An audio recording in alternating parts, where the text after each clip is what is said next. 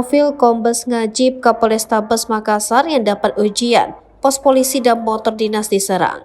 Kapolrestabes Makassar Kombes Muhammad Ngajib dapat ujian baru di hari kelimanya bertugas di kota Angin Mamiri.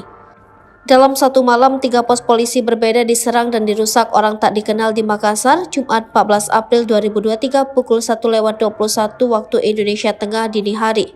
Selain itu, mobil tahanan Polres Pelabuhan juga dirusak. Ada pula 2 motor polisi dibakar di Jalan Andi Jema, Kota Makassar. Sebuah masjid yang letaknya dekat pos polisi turut dirusak. Kaca jendelanya pecah akibat lemparan batu. Insiden penyerangan pos polisi oleh OTK ini hanya berselang 4 hari setelah Kombes Muhammad Ngajib bertugas di Makassar. Muhammad Ngajib menerima tongkat komando dari Brigjen Budi Haryato pada Senin 10 April 2023.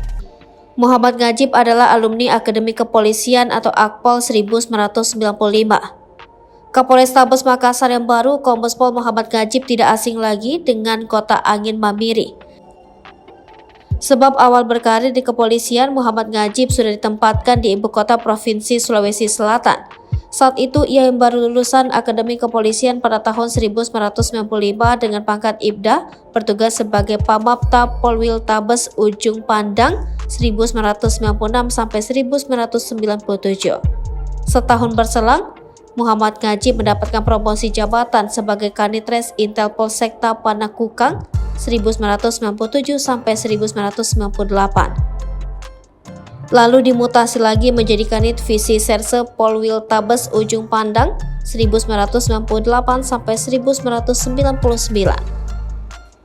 Setelah itu Muhammad Ngajib pun kembali ke Akpoi sebagai Dantontar 31 1999 sampai 2000. Dan setelahnya ia pun berkarir di sejumlah daerah yang ada di Pulau Jawa hingga Sumatera.